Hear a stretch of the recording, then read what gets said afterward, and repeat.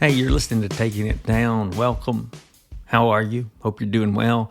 On this week's episode, the three of us will talk about a few things in the non-spoilers, including the HBO series Euphoria, the Apple show Margo's Got Money Troubles, another HBO show Hacks, and then we'll flip back to Apple again for Widow's Bay.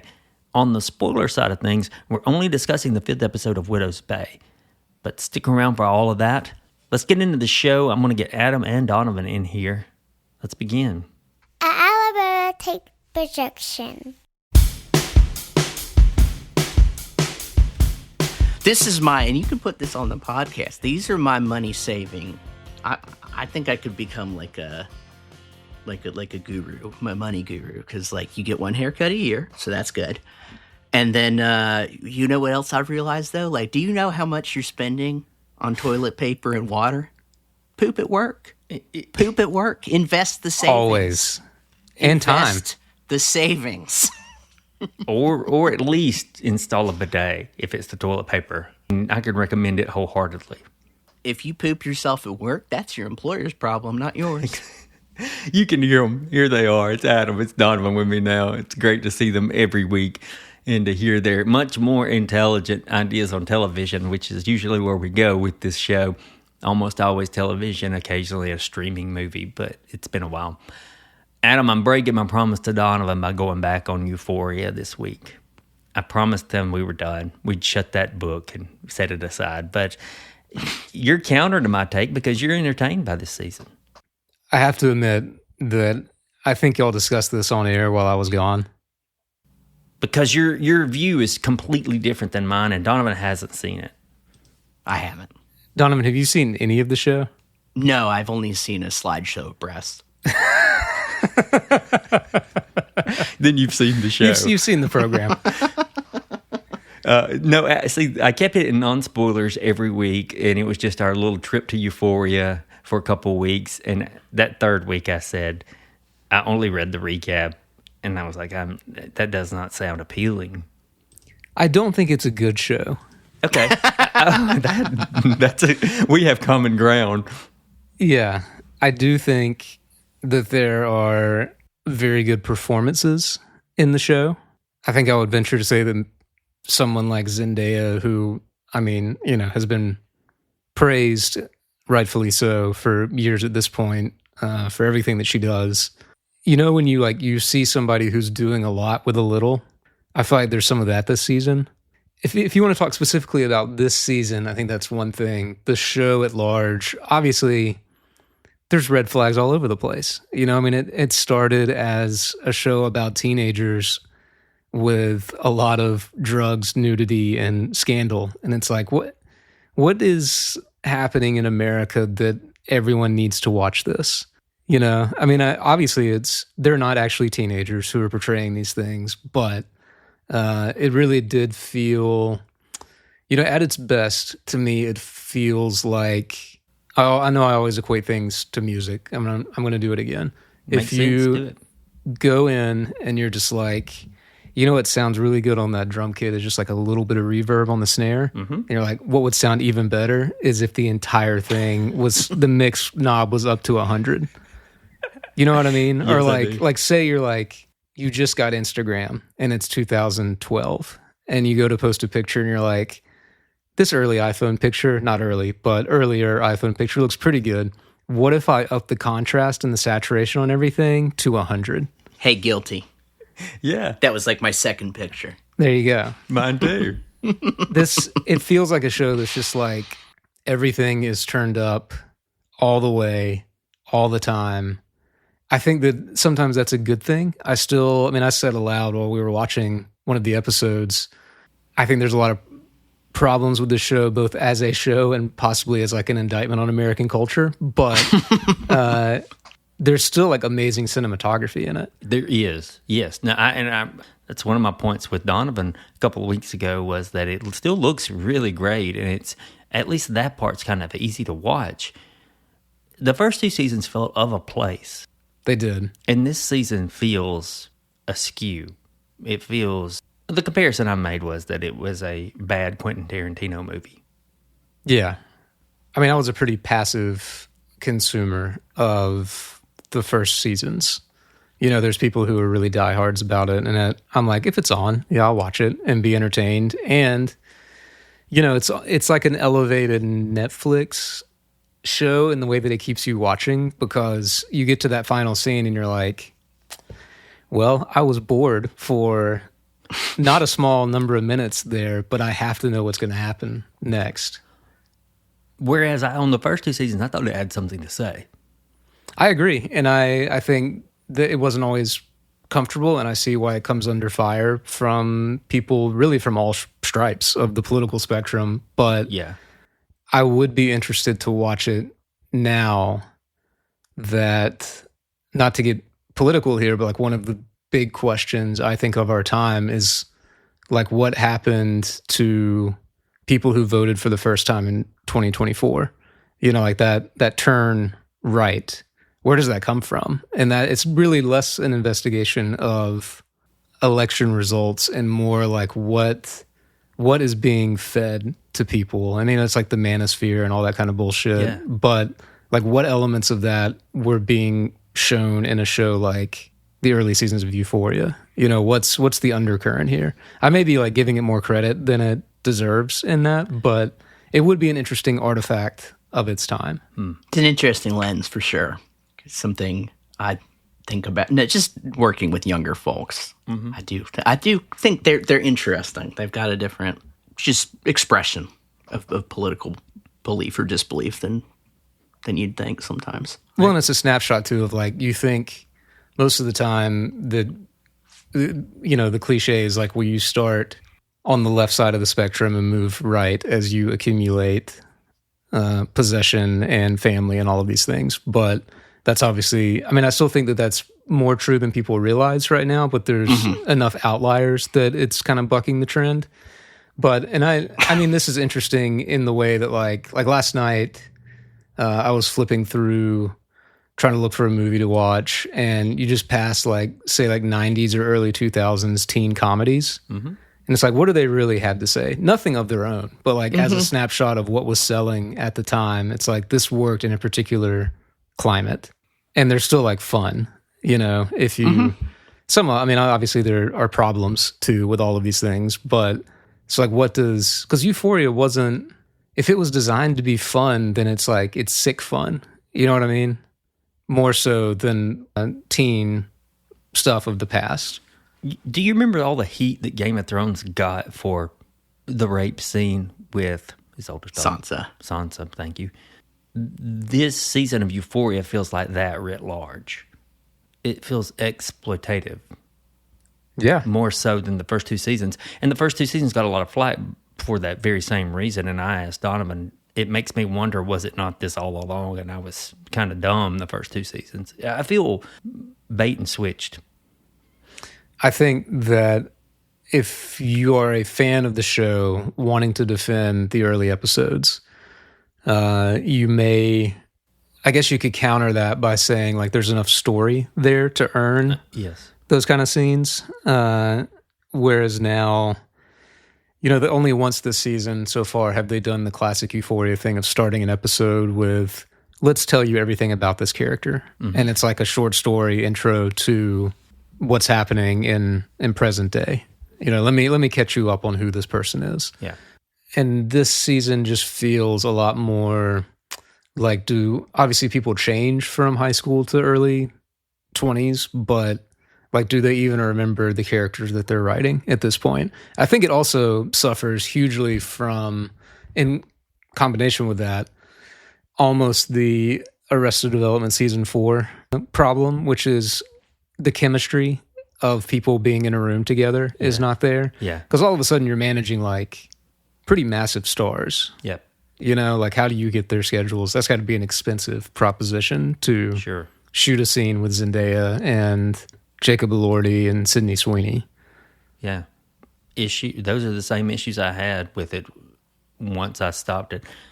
I had a lot of problems with Rue's character, played by Zendaya. Her choices that she made, they felt so dumb that I just couldn't be a fan in the first 2 episodes. Remember, I stopped at episode 2.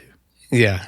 I mean, there are perplexing things, like if she is clean, and obviously I was going to see if you would go there. Yep. All right. I mean, you're dealing with someone who is an addict and has been set up to both frustrate and make you sympathetic to people going through this. And I think they did that so well, because you're watching and you can see what she should do. Right. But that's also like, in those first two that's seasons, real life. It felt more of a struggle. It felt more life oriented.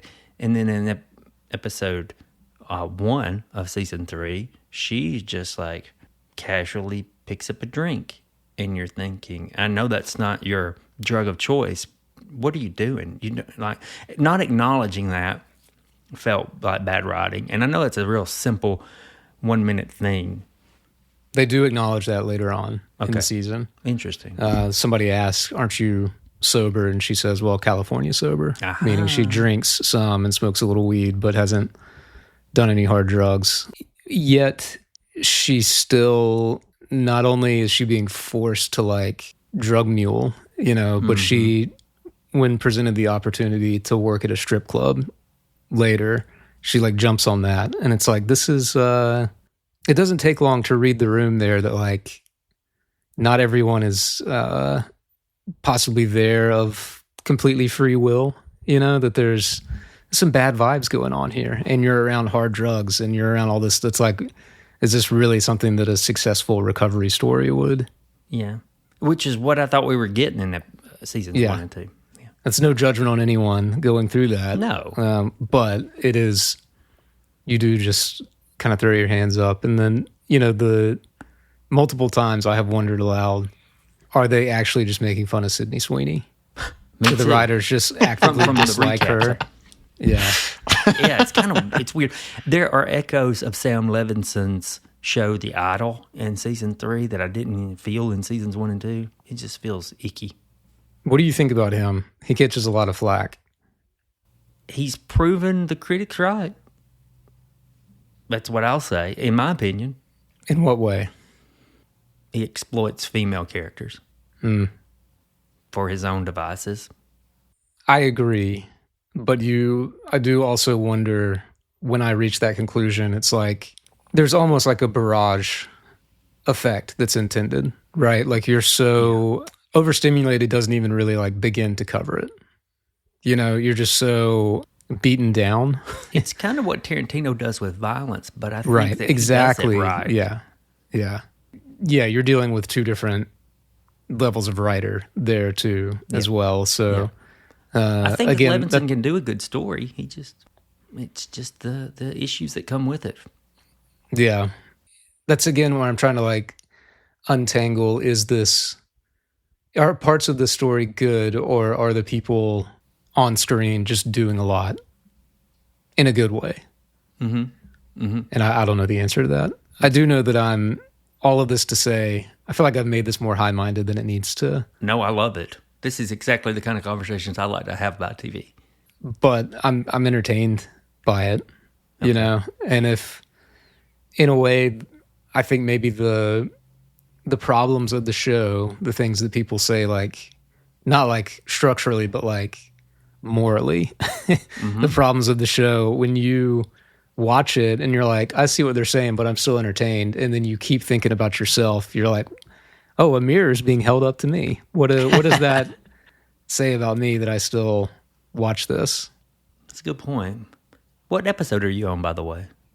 I am caught up as of today. As frequent listeners know, we record on Sunday afternoon, so I will not have seen the most recent. Is the most recent the final episode of the season? Let's see. It's an 8-episode. Yeah, so tonight we will see the penultimate episode. Okay. So listeners will have heard or seen. Yeah. Good chance they've seen it. Yeah. Good counter to this is the show I brought up last week. It's Margo's Got Money Troubles from Apple TV. I finished it. Guys, this is a good show. How quality is it? It's really good. It's solid. And I'm not saying it takes 3 episodes for this show to get good, that old standard. But the 3rd episode really helps snap it into focus on who's going to be involved, what their roles are, how they'll be characterized. And it was a bit of surprise, some of the characterization. I thought, that's not how I thought this was going to be played. or this character is going to be seen. David E. Kelley wrote this series. He created it. Well, he didn't write it, but he created it and wrote a lot of the episodes. And when he's on his game, he writes good television. You may remember me talking about Presumed Innocent on Apple being just a must-watch each week. I would give it the Donovan Award of better than it should be. For a remake of a movie, way better than it should be. You may remember Love and Death, The Undoing. Both of those were on HBO. That was pretty good. Love and Death was pretty good. He did the first season of Big Little Lies, which we thought was pretty quality. We got a little talk out of it. His shows feel like an ABC series, a drama that's just a notch above that. It's much better. Some of the acting's better. Some of the writing's better. It's a little smarter. Hovering right there at prestige, maybe not quite. And here with Margo's got money troubles, he's tapping into some societal woes, I think, that needs to be examined or re-examined. It's as good as he's been, maybe, David E. Kelley. It's a fantastic series. I don't know that it's great, but it's so good, so solid. And the line of the series, I'll tell you this one, which is the idea of good writing, should back it up well. There's a character who's looking down the barrel of living alone, and he says, there would be no one to perform sanity for. It's such a good line, and the reading of the line is also good. That's why I have 2 cats. Exactly. You got to have somebody to talk to. I've been singing to mine all morning. Exactly. Elle Fanning could be at her best. I sincerely think that of what I've seen of her. I know I'm not necessarily a connoisseur of her work, but That's a high bar. it is kind of a high bar seeing how she's done The Great, and we really liked what she did there. Thought she was excellent in that. Here she's playing with so much heart, a balance of serious, of course, if you know the story. She does it without being flippant or scrunching up her eyebrows at the plot too much. She was so good in Sentimental Value. I don't know if you guys ever saw that. I did the not. movie. I don't think I did. Fantastic. Wow. The whole new level for her. So I'm eager to watch this because she was great in that. It's a quick watch. Most episodes, 35 minutes. 6 episodes total. I think I'm right on the number there. Nick Offerman, though, gentlemen, if you don't Is he a good watch- actor? If you don't watch for anything, watch for Nick Offerman and Elle Fanning, but watch for Nick. He is fulfilling that notion. You know, we often say here is, oh, I can't wait to see what he does next. Yeah. And then you kind of forget that you said that. It hit me in the middle of this. I thought, I've seen Nick Offerman in Devs. I've seen him but when I was in Parks and Rec, and you think, oh, this show's ending. I hope I see Nick Offerman in a bunch of stuff. This is why I said it. And this is the fulfillment of that wish. I think I have settled in my own mind that Nick Offerman is a capital G, capital A, good actor, after we watched Death by Lightning, where he takes a role that could be... It could be a throwaway. Really forgettable and makes it possibly the best one in the series. Yeah. His biggest roles that we've seen was in Devs, I think. And He's you're good in right. Devs, Death too. by Lightning could be a toss away. And no, I thought he was great. he really was. And here he is. You talk about that capital G, capital A. Yeah. Rarely do you add him to a scene and make it worse, which is probably another hallmark of good acting. You know, he has a small role in an episode of Deadwood where you see him in all his glory. I'll put it that way. And Thunderous glory. he makes his mark. Seven Kingdoms style, huh? Yeah, indeed he does. Although not quite there. So I can't recommend Margo's Got Money Troubles enough. And Nick Offerman plays a retired wrestler. The role he was born to play. I mean, frankly. need I say more? Right. All right, enjoy it, folks. Let us know what you think. Did you guys want to talk any about Hacks, or did you want to finish Hacks and then come back? I haven't watched a lick of it. Okay. So if Adam has anything to say. So Hacks is on HBO, and it's its 4th and I believe last season. I think so. I think that's right. That's how they're advertising it. All 10 episodes are on the streamer now, and this is non-spoilers. So this is the half-hour show with Jean Smart as Deborah Vance. She's a struggling and older comedian who's having to team up with this young entitled comedy writer named Ava, played by Hannah Inbinder. And if you want to say anything at all so far about this 4th season, I'll open the floor because Adam has seen it and I haven't, and Donovan has seen the first 3 seasons. Yeah, I mean, I think your synopsis there is like for the first half of season 1. We've come a long way from. Yeah, I don't get too deep into it. Yeah, I mean, it's one of those that, and I mean this as a compliment, it knows exactly what kind of show it is, and it executes it. My question is it funny, or is it dramedy funny? Funny. I'll agree with that. Okay. That's promising. It's funny. Everybody gets made fun of a little bit. You know, is that a fair assessment, Donovan? I mean, there's a lot of like absolutely generational and socioeconomic humor where everybody's getting a little. There's and they don't play it up as much. And of course, I haven't seen the 4th season. They don't play it up quite as much in the end. But like, there's a bit where like Deborah Vance is like recovering from sickness and she's like, I'm invulnerable. I'm descended from pilgrims. And Hannah, Hannah Einbeider's character Ava goes like, descended from colonizers? Are we proud of that? It's just perfect because like they're both just cannot believe each other. It's really funny. It's good, and they're both so good and clearly have. They are.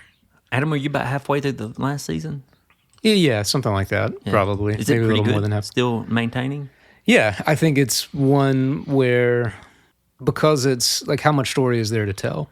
You know what I mean? Even when there are stakes, they're not like, it's someone making their way through the entertainment industry. And like you're rooting for people and there are stories that develop, but it needs to end. You know what I mean? They've told like a really great arc. Yeah, that was my question. Is it a does smart feel like move time to end at season 4? Is that the right move? We'll see how they land the plane. Yeah. You know, but I do think it is time for the airport draws near. Gotcha. We'll reserve some judgment for next week then, for Hacks. Just a brief check-in on it. Our last series, and the only one that's going to carry over to the spoilers, is on Apple TV, back to Apple TV with the series Widow's Bay. It's Matthew Rhys as the mayor of a New England town with some issues. Really think Adam's going to love this one. It seems built for me. Well, we forgot to mention last week that the series also features Jeff Hiller as a character from Somebody Somewhere. You kind of I don't love that you have to take a boat there to this island instead of driving across a causeway, but that's literally my only complaint at this point. A 45-minute boat ride, or a 45-mile. 45-mile boat ride. Probably That'd be a long boat ride. Yeah, it would be, wouldn't it? These last 2 episodes, 4 and 5, have been stellar. I believe this 5th episode was one of my favorites thus far for more than a couple of reasons. And surprisingly, like it's not like revolutionizing horror or anything, but doing like genuinely creepy stuff while also like making me genuinely laugh like way more than once. It's hard. I can't think of one that's managed to balance that as well as it does. And I've mentioned here in this space that I don't think it's LOL funny quite. It's just to me, but I see how it easily is, and it does make me chuckle on occasion. There are some bits that I think are LOL funny. And I think even in this last episode, like they made me literally laugh out loud. We'll get into that on spoilers. Yeah. I think it's shaping into a series about storytelling grounded in folk horror with those dashes of humor. And I think nearly anyone would enjoy this. If you haven't started watching it, if you're here with us in non-spoilers, it's for you too. I'm here to tell you who this show is for. This show is for anyone who lost their virginity at the Historical Society. Guilty. This is great. Now Donovan has 2 categories for describing who this is for. Do you like to laugh? Did you lose your virginity at the Historic Society? Donovan, I think it was Jen Chaney's recap this week that said, this show is for anyone who dares to ask the question. She stole your bit, dude. She owes me money. Exactly. We should have copyrighted that. I think that's where we're going to end with our non-spoiler section. Thanks for listening. On the other side, Widow's Bay, the 5th episode. If you've watched it, you'll want to hear what we think, I'm sure. Many interviews can ramble, or maybe the host asks the same questions you've all heard answered. Not with short takes. Not only does short takes have the guests you want to know more about, but also the summer series manages to go in depth with just 4 questions. Back again this summer, Short Takes will air new episodes each Friday on the YouTube channel for The Alabama Take. Click the link in the show notes to subscribe to the YouTube channel, and you'll know exactly when each episode of Short Takes premieres. Here we are, Apple TV. We're going to continue to talk about Widow's Bay, the folk horror and comedy blend of a series. I contend it's more folk horror than comedy, but it does have some really good moments of humor, especially in hindsight, I think. And this week had more than last week's episode. This week's appropriate title episode is What to Expect on Your Trip. To start, I mentioned is excellent. It's obviously not an easy episode to do. I've seen a lot of the acid or mushroom trip entries on TV get stupid or unrealistic, which you're thinking, how can you do an acid or mushroom trip unrealistic? You can. You can overdo it. That's funny that you say that, because that was my dread starting this, is like, this is going to be the acid trip / like dream sequence where it's like, okay, all this weird stuff's going to happen, but it doesn't really matter. Mad Men did it pretty well. The Mad Men one was pretty good. This one does it quite well. Toyed with the notion of being unable to ground yourself in any truth, especially when you can't even recall your own story or journey. And that is a lot of what a mushroom trip feels like. I just thought it did a really good job by not showing us really, until maybe at the very end, his subjective experience. Or a ton of his subjective experience, but just giving little bits of his subjectivity as he kind of goes in and out, flickers in and out. And that's what it's like, especially in hindsight. If listeners care, I'll tell a little of my own first mushroom experience. Everything was bright. Not like I had to squint my eyes, but everything had a certain hue to it. There was a very fuzziness around the edges of everything you looked at, like a dream sequence in television. It looked a lot like that. And I kept repeating things to myself. And in this instance, so my first one, it was a line from Strawberry Fields Forever, which was appropriate, fitting. It was the line of "nothing is as it seems," or you have to remind yourself quite often, "Oh, this is the drug and not my insanity." And I think Mayor Tom could have used somebody patting him on the knee and saying, "It's the drug, it's not your," but he didn't have that. They needed not to let him out in this episode. That was a big failure. No. And by the way, kudos to the sound design of this episode. I happened to watch this one with headphones on an iPad. It's what I do commonly later at night when everyone's asleep. And they accentuated Tom's soundscape to perfection. That's what it sounds like. Everything is enhanced in 3D, in hi-fi. With a mushroom trip, there are a lot of echoes. So when you say something, it will echo. It will reverberate. It was pitch perfect for what Tom was going through here. That's as close as you could probably get filming a mushroom trip. The sound was where they nailed it. The island is dealing with echoes of the past in order to figure out what's true or not. So there was a nice little motif of that. But it's real that happens. And I'll go ahead and throw out one more while we're on that topic. Another aspect I got right about the mushroom experience is this desire to have somebody with you to remind you you're okay. You need that. The biggest thing I remember is that I wanted someone to acknowledge that thing was funny. So I'd be looking around to go, is it okay to laugh? Can I laugh right now? And if you had someone else who was also tripping, or at least on your wavelength, to kind of nod and grin and say, yeah, that was funny, then you feel so much at ease. That's kind of funny. Like, that's that element of, like we often figure out how we feel about things based on how other people feel about things. It's kind of a loop. It is a loop, and you want that loop. Comedian Chris Fleming is in this episode and steals the show. I didn't know him, so funny. But here he was so funny. And I talked about how this show isn't full-on comedy. When he was on screen, it kind of was. He's a former classmate of Patricia, and that makes perfect sense. The fact that she comes in, sits down, and he says, she says, "Hey, you're Todd O'Connell," or whatever his name was. And he says, "Hey, Patricia."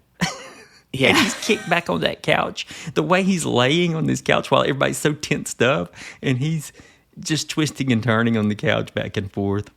Hilarious, man. There's a bit where she's like, "You become a drug dealer," and he's like, "I'm a shaman." Yes. Like, is that cocaine? Like, yes. That was perfect. That was a great exchange. That may have been the funniest part of this series so far, when he corrects her that he's a shaman, and then he sells cocaine. But is that cocaine? Yes. Even, I'll just talk about stuff I appreciated with him. It was all very funny. Even to the level of, like, they had a good visual gag as Tom is tripping out, and he's like, "Don't look in mirrors," slams the door shut. There's a mirror right there. A full-length mirror that you can't avoid. It's so good. He was hilarious. His delivery was really good too. So I hope to see, again, we do our phrase, I hope to see him in something else. I'd literally never seen him. Yeah, me before. either. Have you hadn't either, right? I Yeah. haven't. And then I found out more about him after this episode ended. But his line reading of the week was, he was talking about you'll end up finding more about everything that's going on, and a lot of times it'll be through drawings. And he describes the drawings as the kind of sacred geometry you don't just riff. And then he hands him a picture of a friend who did this, and it was just of the hand outline you do in kindergarten. It's like basically a hand turkey. Yeah. That was so funny. And then Tom does one later, apparently, because he has it on him. Although, like, I do think that there's, like, a little bit of, like, smarts to this, too. Okay. Because maybe I'm stupid. Maybe I'm, like, stupid attributing smarts to it. But first off, it made me laugh a lot. But then I was thinking about it. I was like, some of the oldest paintings we have in caves are just outlines of human hands on the walls. Mm-hmm. So I'm like, oh, okay, maybe there was something going on there. That they were tripping. But, I can't speak for my ancestors. They were not ones to trip. But there's also this acknowledgement of the paintings. And Tom says, "If I'll paint you what's going on if you'll just give me a brush." And then the concentration on the paintings. And as it turns out, those paintings of Richard Warren, the first mayor, he had a very fancier name. It wasn't just mayor. I don't remember. I can't remember. I know exactly who you're talking about. I can't remember anyone's name. But Richard Warren is actually a painting of Hamish Linklater, the same guy of Midnight Mass. And so you got to think we're going to have a flashback of his character. And we may have already had it at the beginning. The cold open seems to hint that some of the founders, maybe him, encountered this strong mushroom to avoid starvation. And that could account for some strangeness. I don't know. What if we don't even have a flashback? I'm open to any possibility. Yeah. Dude could still be around. It's so true, right? So Hamish Linklater probably going to appear in an episode. You'd have to think. Big fan here. It's fun. It's funny. Like, clearly somebody making this show knows what they were doing, since we were explicitly like kind of like Midnight Mass, and then here we go. Mm-hmm. It's like, okay, this is in the hands of professionals. They acknowledge it. I love it. No, I love it. Yeah, it's great. And the mushroom trip episode, the acid trip episode, it's a cliche at this point, but it fits here. And here's why. So much of what's going on is either strange things happening or the perception of strange things happening. And that's what a mushroom or acid trip turns into. How much of this is my perception and how much is it actually happening? I know that wave in the bathroom floor is from the acid, but what about that person laughing outside the door? Mm-hmm. It's that kind of thing. And what do you make of Evan, Tom's son? He needs to get off the island. You think? Can he? I don't know. It seems like we have, it wasn't, I don't think, like a shocking revelation, but more shocking that doesn't seem like his wife did die in child. I had assumed she went off the island and died in childbirth. It seems like she went off the island, went blind and crazy. Then question mark? Yeah. Surely not still alive, but again, we don't know. I read Jane Eyre. There you go. I talked about the line of the week from Chris Fleming's character. I do think the line of the week overall was from Sheriff Beecher when he replies to Evan. He says, can I say fuck Yeah. you, pig? And he says, no, the fuck you cannot. Loved it. Evan needed that. He knows Evan needed it, and he grins. Sheriff's really an understanding fellow, and yeah, it was like the actor who I'm also not familiar with him as much, but Kingston Rumi Southwick, when he's like plays the like he's leaning in and like let me level with you here, Sheriff. Like just his body language is hilarious. Like we got us a couple girls back there. It was hilarious. Yeah, I can't stand the way he treats his dad, but at the same time, he gets these scenes where, and you're thinking, oh yeah, he is just a teenage kid. You know, that actually, I think there was something. Yeah, I mean, obviously he treats his dad poorly, but like not in a way that I don't think he's like a villain or anything. There was actually a bit towards the end where like he starts yelling at his dad, and it's like, yeah, like teenagers, like, you know, it just builds and builds and builds, and like we know that he's afraid. That Tom is afraid. Tom doesn't want to control. Tom is not interested in controlling him because he's mayor. Yeah. Tom is afraid for him. Yes. But he doesn't but Evan doesn't understand that. And I was like, that's so perfect. Where like we see this idea that's been building and building and building, and it's wrong. Mm-hmm. But like the pain and the frustration is so real. Yeah. Like they really handled that well. And even like part of it is acid trip Tom, but part of him even trying to figure out what he's going to say, and just saying like, I think one day you're going to feel really guilty about saying that to me. Oh, wow. And then going upstairs. Wow. Yeah, that was a good Real moment. good. You're right. I'd forgotten about it. This show every week, this is winning the Better Than It Has to Be award, because you know, if you tell me this premise, this could have, you know, the premise for this show, this could have been like an episode of Scooby-Doo had somebody wanted it to be, and I'm profoundly grateful it's not. You know, if you would have told me the premise, I would have still been on board because it's right up my alley. But you're right, it is better than things that are often like this. Yeah, it's better than it needs to be, especially with the comedy aspects. I think a lot of times, like horror comedy, you can people are comfortable skimping on the horror in favor of the comedy. Yeah, that's true. Jumping around a little here, Richard Warren was a real person on the Mayflower. Oh, yeah? That's true. I didn't know that. So I don't know if they'll try to fold that in or if that's just a nice Easter egg for people who know their history. To me, it's about the stories we tell and the stories we believe, and if we start buying into those stories, which fits with Evan getting the story of his mom dying in childbirth not being the truth, probably. Mm-hmm. Yeah, and I think it, like a good contradiction that has just made more sense as it goes through, is like Tom, the mayor, you know, there's the rational guy who doesn't believe anything weird is happening here. But then we could also see him flip to the other guy who gave into the sort of irrational mind and fears really quickly. Like in the first episode where he's like, there's something in the fog. And then, of course, there's nothing there. Uh-huh. And now, and not that it was not a shocking revelation. I think everyone could have been like, this is tied up in his wife. But now finally seeing something really weird happen to his wife when she left the island. Mm-hmm. Not just like something unexplainably weird. Yeah. This makes all of a sudden 1,000% more. He's such Matthew Rhys is doing such a good job of like, you know, the person you are at 12 p.m. and the person you are at 12 a.m. Yeah. Those can be very different people. What a good point. You know what? I am very engaged with this Boogeyman plotline. I love how it's stretched over about 2 or 3 episodes now. I'm curious. I'm hoping it's not a dud. I'm curious as to what is going to happen. And part of that now that I'm curious is what's going to happen is because Kate O'Flynn's Patricia has really won me over. She's gone from like being kind of like a funny character to like a funny, but also I want to know more about character. Yeah, I agree with that. Tom and Wick exchange places in a way in this episode. Mm-hmm. Tom becomes, via the mushroom trip, the insane person, and Wick becomes the guy tracking down actual facts and piecing a few things together.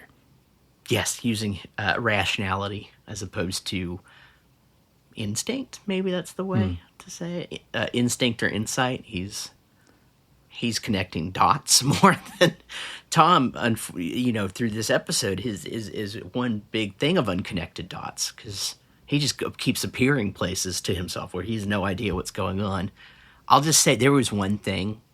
This is just I thought was spooky, and I liked the bit where he's going to address all the people, and then it goes to him just sitting alone in a room, and he's written on the board, "When I turn around, everyone close their eyes." It was weird.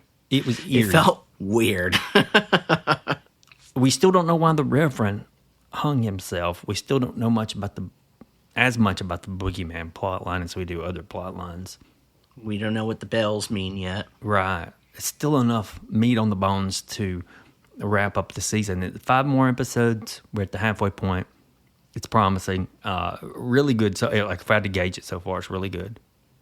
Yeah, I'd agree. And I think that with that font for the Widow's Bay in the opener, it tells you exactly what it's going to do. And you know what?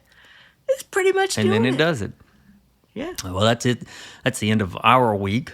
I'm appreciative of Donovan and Adam's time. Thank you for listening. For Adam and Donovan, I'm Blaine. And look, don't open the door to the Boogeyman's house. Do not do that. No matter how many girls you're trying to. Well, if it's less than 5 girls, do not open the door to the Boogeyman's house. Yeah, you got to figure the return on investment on that one. Yeah, exactly. Have a nice week, everyone.